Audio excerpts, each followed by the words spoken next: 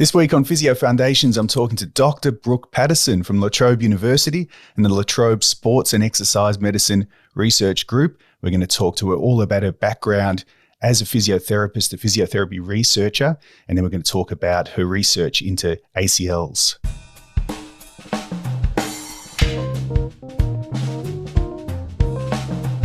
Welcome back to the Physio Foundations podcast for another week, a podcast about the knowledge and skills that provide the foundation of expert clinical practice. So I'm really lucky on this podcast. We're 22, 23 episodes in so far, and I've had a bunch of really nice, high quality guests sharing their knowledge and expertise with me. And this week is no exception because I'm talking to Brooke Patterson from the Trobe Sports and Exercise Medicine Research Group, Trobe University. And we're talking to Zuzana Periton, or Zuzana's co-hosting again, also from LASM and Periton Physio. So welcome, Brooke, and welcome, Zuzana.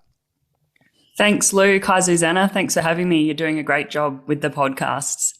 You're welcome. Yeah, thanks, Brooke. It's great to have you on board because we had your work buddy, Matt King, on 2 episodes ago, and Zuzana and I had a chat to Matt and had a really nice conversation about his research. And so in a bit of a segue from his biomechanics research, where we spent a bit of time talking about comparing men and women and similarities and differences. And we're going to talk a bit later in this chat about some of your research with women and girls in sport. But before we do that, can you give us, everyone, a bit of a brief introduction to you and why you're such a good guest, why I'm so excited to get you on the podcast? So about your background and current interests. Yeah, sure. Thanks, Luke. So I'm a physiotherapist by trade. I worked for about 4 or 5 years in public and private settings and was kind of going down that sports physio pathway and kind of got to a crossroads, and I met Professor Kay Crosley and Dr Adam McColvenar, who were starting up this LASM research centre, and I thought, well, that sounds very cool. I want to be a part of that, and yeah, went down the PhD pathway. Before that, I'd actually suffered an ACL injury and had done a little bit of honours research. I'd had a little bit of a taste of it with Kate Webster and really enjoyed that. So, did a PhD, and then I've been finished bit over 12 months now from that, and now doing full-time research role at La Trobe in injury prevention. On the side, throughout my PhD, I was also playing football in the AFLW, and then working a little bit as a physio, and now I'm doing some coaching. So I guess, yeah, I'm pretty lucky I get to combine my, sporting passions with my work at the moment. Now, Zuzana, as usual, feel free to jump in here as the co-host. Otherwise, I'll just keep going. Well, I was just going to say, do you want to elaborate on your coaching? Because it's not just coaching at community level. I mean, this is someone that I look up to. Brooke, she's done her PhD. She's done some clinical. She has been an elite athlete. But what led you to the coaching? Yeah, good question, Zuzana. I think always as a basketballer and then more recently football, I was always a bit of a student of the game, always a nerd through school. And yeah, I think that was no different in sport. And I like to understand how the game was played. And that was probably one of my strengths as a player, was providing that on-field leadership and direction and communication. So I think that, probably stood out. And when I finished up playing, the coaches were obviously happy to keep me around and help those younger players coming through. So, and I'm really enjoying it. I think it's the same in physio. You kind of think, you're not going to get the same kick from being on the sidelines as you are being out on the field, but you certainly do. You're part of the team, and if you've got a good team, then yeah, you're getting a lot of reward out of that. A lot of stories are going to start with Kay and Adam. So Kay Crosley, your PhD supervisor, my PhD supervisor, and then founder of the LASM Research Group. And so there's so much going on there. And you mentioned your ACL injury, and then you had an honours project as well. Tell us a bit about that. So you've got a PhD which focused around ACL injuries, and you've had an ACL injury yourself and played in elite sport and are coaching in elite sport. Let's go back to your own personal experience. How did your ACL injury sort of shape your experiences and then your direction as a practitioner and a researcher? Yeah, the ACL injury was halfway through my honours project, which was on ACLs, and I thought I should have got some extra marks for going through the process. But it was, really like good learning experience. It sucked at the time, but now looking back, it's, you're right. It really has kind of shaped my career. And I think I was in 4th year physio, and I probably thought I knew what I was doing, but I certainly didn't, and made a few mistakes along the way. And that's probably helped guide some of my passions for the research as well. And I kind of self-guided a bit of my rehab and then got a little bit of help, but didn't. And that was obviously physically challenging, mentally challenging. And then going on to try and treat patients as well, seeing that.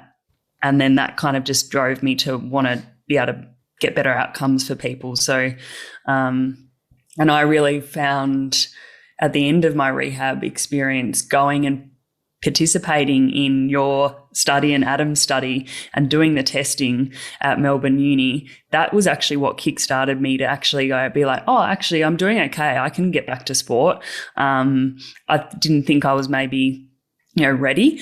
And that, it gave me real confidence to get back into it. So I think that was probably subconsciously sparked a little bit of an interest in it, but it wasn't until 4 years later that I then came across Adam again when it was, coming up to the 5-year follow-up, and he twisted my arm to like, do you want to, run a study like this? That's where we met. I was putting reflective markers all over you and about to get you to do hopping and jumping, and then had a really good conversation about because at the time you were doing your honours. I think at that time you'd published a whole bunch of papers during your honours. I think you're a bit of an overperformer there, and I think it was a memorable conversation that I remember. So you mentioned mistakes as well in your rehab. So if you had your ACL injury and surgery and rehab again, based on everything you know now from all your research and practice and coaching and playing, what would you do differently?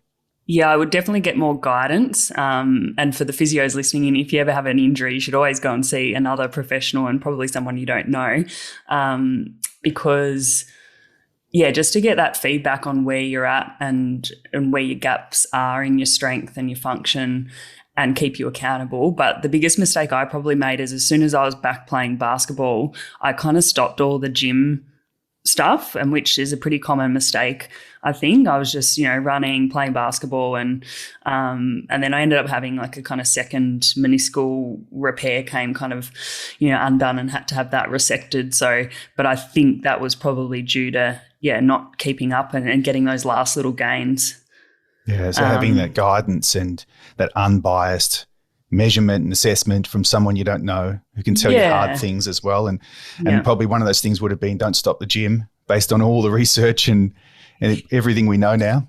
Yeah, and that's where some of, I guess Adam and yours and my research led to, is trying to understand, well, at that 1 year time point. So my PhD study was a longitudinal cohort following up people 5 years after their ACL reconstruction. And we also had data at 1 year and 3 years post-surgery. And we were trying to look at what were some of the factors at 1 year, which is that typical time when people have definitely stopped rehab, are returning to sport, and do some of those things, predict or have associations with worse outcomes in the future, whether they be early arthritis or, poor quality of life or reduced physical activity. And the main things that came out of the PhD work were that people with a higher body mass index, so perhaps people that had become less active and hadn't returned, and then also functional performance on some HOP tests was associated with some early osteoarthritis features, what we termed worsening. So we looked at MRIs at both time points and looked at the specific structures in the knee, like the cartilage, bone marrow lesions, osteophytes, meniscal lesions, and see whether they were degenerating in that kind of 4-5 year period. Perfect. I mean, this is quite topical because on the weekend I was covering a football game and I was speaking to the sports docs and the other sports physios, and it was about ACLs, and unfortunately we did have a incident where an ACL injury had happened. But the question was, how do we rehab them, and should we go conservative versus surgical? All of those things that, obviously there's a lot of discussion about it. My sort of point was, when I see ACLs in the clinic, I'm always lucky enough that I often work in a sports medicine research centre. So I'll have other physios that have a special interest in ACLs. And so if I see someone with an ACL, I'm happy to do the initial bit, but I often will then refer them on to someone who pretty much specialises, because as you know, and you just alluded to, it's a long journey with the rehab, whether you go conservative, whether you go surgical. And so for me, I've been, like I said, lucky enough to be able to refer these people on, because realistically in the clinic, you don't see a lot of them continually. So what would your advice be to, say, new grads in a clinic and they see an ACL? I mean, what should they do? What sort of resources could they go to? Yeah, it's a great question, Zuzana. And I think, I'd kind of just started doing it and learning and probably making mistakes again as a clinician as you went. So I think they definitely need to reach out to their experienced clinicians around them, or reach out to people that they may know in the field that might be able to, also treat them might be a good way. So not just kind of handballing it, because they're not going to learn by doing that. So I would try and do some co-treating and access some of there's some really good clinical guidelines. There's lots of research in the ACL space. So some nice kind of easy to read clinical guidelines about the key assessment pieces you should be looking at and all the different elements of the rehab. I would also be tying into our exercise science professionals as well, if you're not confident in programming, strength, power, running programs, return to sport programs, and even doing some co-management with those professionals as well. That's a really important point, that co-management and that multidisciplinary teams. But as Zuzana said, particularly a team that has a specialist in that team as well, someone that you can refer to or you're comfortable working with. You can't really work on your own. You can to a certain extent, but it's very limited what you can do. You have to work with other people, don't you? Yeah. And as Zuzana said, it's a long journey. So for the patient themselves as well, to have different voices isn't necessarily a bad thing. So you kind of have to leave your ego behind and, accept that you might, have missed something, or you might not have thought about something for a while for that patient, and having a fresh set of eyes can help with that. What are some resources just off the top of your head for those who perhaps don't work with people with ACL injury every day, and they heard you say there's some really good clinical guidelines and other resources? Where can we steer people? And if you don't have any off the top of your head, I can always put them in the show notes at the end as well. Yeah, I think I wouldn't be able to reel off the authors, Luke, but that's okay. There's a handful of clinical guidelines that have been done in the last 6 years. And then there's the Melbourne Return to Sport Guide that Randall Cooper and Mick Hughes have put together. You should definitely check out Christian Barton and Danilo's Trek website. They have a lot of resources there as well. I did a pilot RCT in my PhD as well, which we kind of identified people that were at risk of these worse outcomes in the future at 12 months. Based on if they were, functioning poorly or had poor self-reported function and pain and symptoms. And we developed a little intervention, which included 8 different types of exercises, some education. So there's actually a website that we can link the listeners to as well, which have got all the education leaflets and the exercise videos for that as well. So there we are. I put you on the spot, and I felt a little bit guilty as I was doing it. But then you've reeled off all these really nice resources. So we've got the Trek website. Mick and Randall have been on the podcast before and talked about their return to sport guidelines. There's other published guidelines that I can find and put in the show notes, and your pilot RCT with your website and resources. So there we go. If you're interested in ACLs and you feel like that's an area that you want to upskill in, stacks of stuff out there. Yeah, and like Brooke said, I mean, obviously I don't just handball them. Like I do sort of work together a little bit, but mainly I like to, if there's someone that specialises in that particular field, and that's what they like seeing, I'm happy to, co-treat or get them to that, because there's always that bit where you've got that rehab and then you've got that strength and conditioning. And I know particularly in sports, that can be a bit blurred. And if you're able to sort of marry that together, so you end up doing a little bit of the strength and conditioning, and whether that's you and you keep going, or whether then you incorporate another professional, if you can sort of do that seamlessly, it can work really, really well. The issue is when, the rehab, you go really well, and then you just sort of go, okay, here you go, strength and conditioning, off they go to the gym and they do their own thing. And that's when they're either going to underload or overload. And then their return to sport becomes a little bit dicey. So like you had your experience. Yeah, couldn't agree more. So having that touch point back with the physio, I think is really important to make sure that the knee's, staying quiet and doing some of those clinical assessment pieces as well is a good model. And I guess the other thing, and you talk about Adam Colviner, and I think it's you as well that's part of the super knee. And if, ACLs is something that, the listener's thinking, I'd really like to get involved.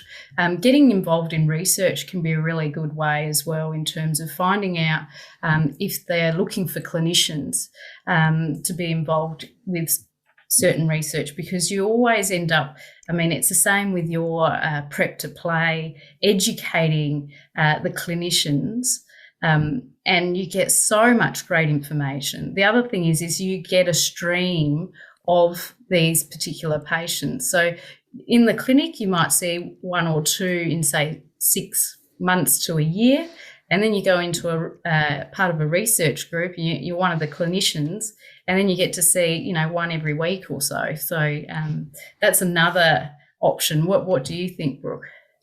Yeah, that's a great way to get involved and get a bit of a taste of research, as you said. So I would strongly encourage new grads out there to keep an eye on, whether it's LASM or other, sports medicine research groups. And, you might be able to be a participant, or you might be able to be a treating physio. The super knee trial's a great one as well.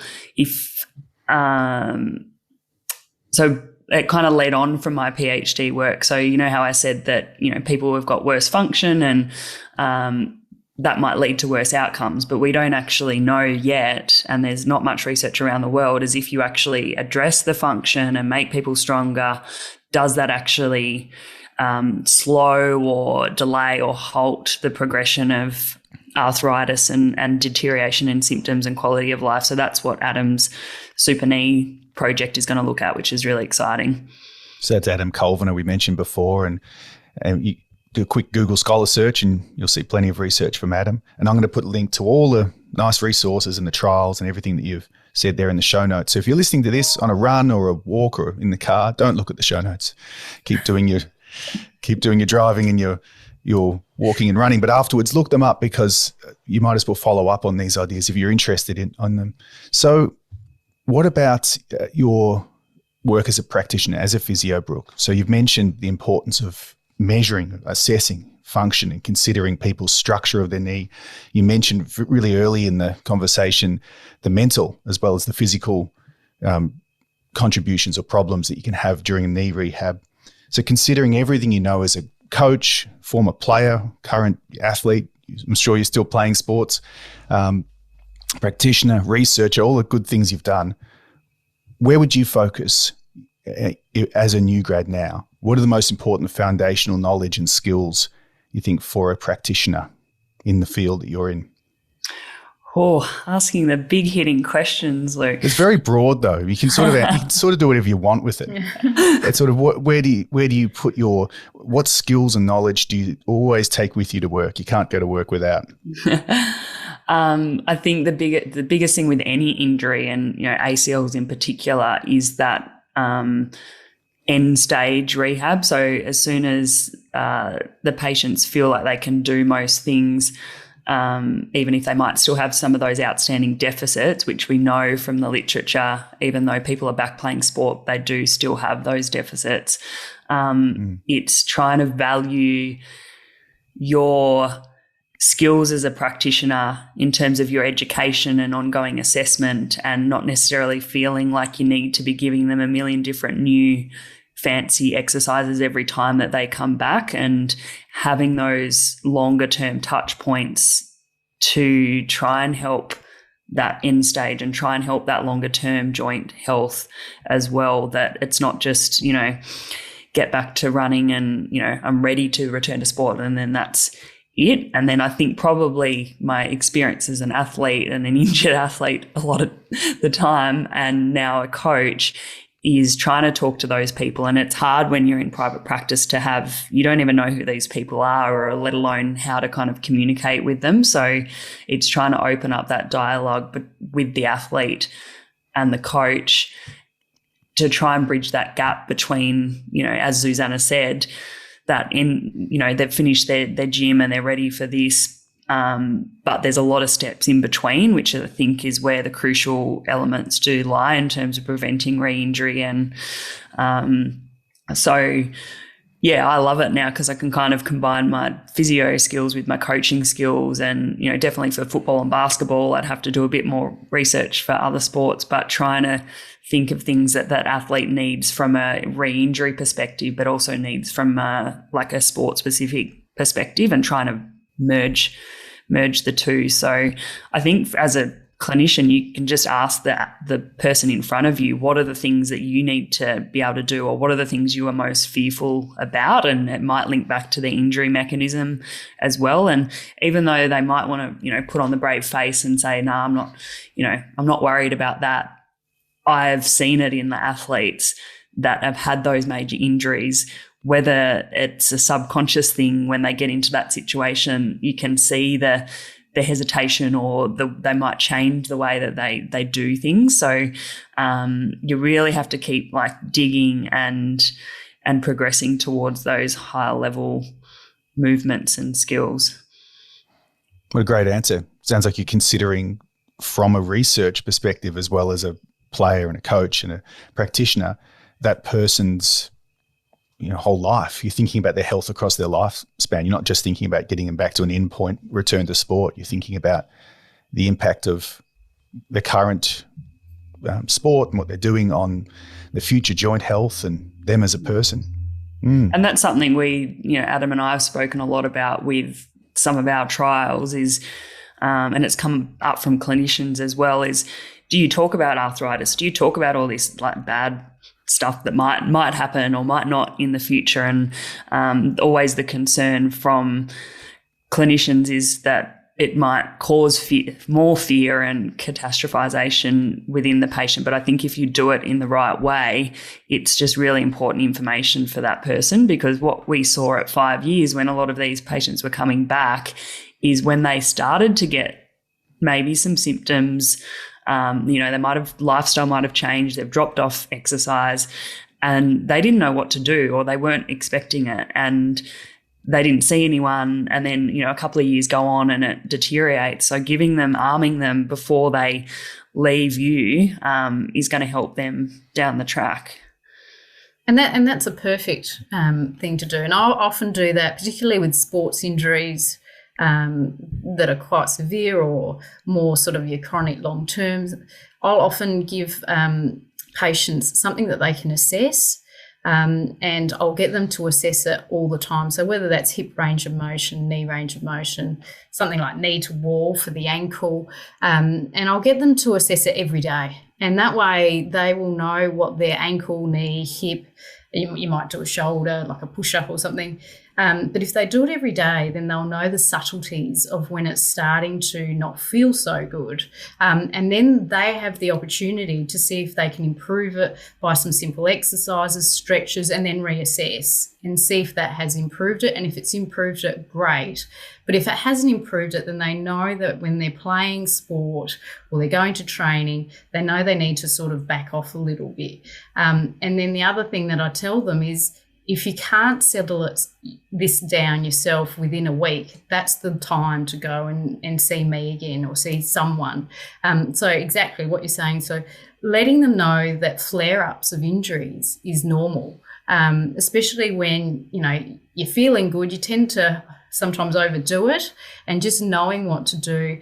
And like you said, Brooke, sometimes the lifestyle changes, family might be an issue, you might start a family and now your time that you used to take for going for long runs, although in our instance, Luke, when we had babies, decided to take up ultra marathon running.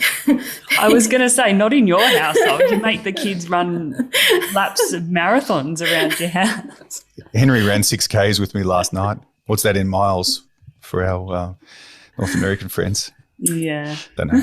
Well, he did 10Ks with me the other week. So. He's only 9 years old. So, hey, he is his idea, everyone, before you get into us about making our kids do this. He loves it. No, it's a good point, Zuzana. Like for the knees, you can easily patients with gym equipment can test themselves with like a, 3-5 RM on a leg extension or a hamstring curl, or what are they squatting? What can they hop? There's so many different things you can do. And we know from the literature as well that actually like strength and function shouldn't really start to deteriorate until after you're, 40, 50. So yeah, people might kind of think, oh, well, I'm just getting older, I'm getting weaker. There's no reason why you can't maintain or even continue to improve your strength in that kind of sporting age. It's a really important message, yeah. And that's an important, yeah, exactly. That's an important message, because there's a lot of research out there, or this is mainly previous research, where they show, a decrease in strength, decrease in endurance, all these sorts of figures. But what they're doing is when you look at the population, this is a population that did become more sedentary when they're, going into older age. So what did you expect? But there is some nice research showing that, a lot of these strength, power, endurance, all those sorts of measures, if you continue to work them, yes, you'll get older, and yes, you may decline a bit, but it may not be that significant compared to those that do take the low road and sort of withdraw a little bit and do more sedentary lifestyles. Yeah, I think as well with the ACL injured population, especially the adolescents, and we know they're like at a higher risk, particularly women and girls, is they might not come from a background where they've participated in resistance training. So it's not going to be a natural thing for them to continue. They'll do it for their rehab. It's not going to be natural for them to continue it after that. And then there's many reasons for that. It's a societal thing of, women and girls being in the gym. But that's another tip, I think, is to understand like what people enjoy, how they would like to do their rehab, what are some of the barriers that might exist for a young girl, getting in the gym. And that's what we're going to talk about on part 2 of our conversation. It's going to come out next week. We're going to record it now. And I think it would be remiss of me not to mention one of the big topics we're going to talk about in next week's episode, which is the Women in Sport Congress. And I only bring it up now because isn't the deadline for abstract submission very soon? We should mention it this week, right? On Monday, the 13th of June, early bird registration's closed. So, yeah, okay. It's a really exciting congress. It's a Women in Sport Congress. We've partnered with the Australian Institute of Sport, and it's bringing together national, international experts in practitioners and people working in community to elite with female athletes. So there's kind of 6 broad topics, and I'm hoping I'm going to be able to remember them all off the top of my head, but injury prevention rehab is one of them. That's my area. Pelvic health, breast health and pregnancy. There's menstrual health and its impact on injury and performance. There's leadership and inclusion. There's women of all abilities. And Zuzana, help me out here. There is some strength and conditioning and in there strength. as well. Performance and coaching. How could I forget? So there'll be keynote speakers in each of those. We're calling for case presentations. So clinicians who might have had an interesting case can submit. Researchers in those areas can submit abstracts, and it's really modest pricing compared to other sports medicine conferences. So yeah, definitely check it out, and we'll pop the link in the website. Excellent. Let's go into details of the origin of that, and then some of the presentations, and then more broadly women and girls in sport in the next episode. Brooke, we really appreciate the work that you do. You're, for example, the British Journal of Sports Medicine podcast team. You're a part of that podcast team and host there. All the work you're doing in LASM, all of your PhD work, it's making a big difference, making a big impact for people, because 20 years ago when I started, none of this existed. We're really in the dark about a lot of the topics you've been talking about today. And it's also really good to have Zuzana and you going back and forward with your clinical experience and application of some of the research you've been talking about. So let's leave it there. And thank you very much for coming on for a chat. Cheers. Thanks, Luke. Thanks, Zuzana. And so listeners, if you found this interesting, as I'm sure you have, please share the episode. Tag us in at Patterson Physio, and then you can find all the links to all the things that Brooke and Zuzana have mentioned in the show notes. So click on that, and you can find links to this episode to share it on our website, patterson.physio. So thanks very much, Brooke and Zuzana, for a really interesting chat today. And until next time, this is Brooke, Zuzana, and Luke wishing you all the very best with your studying, professional development, and lifelong learning.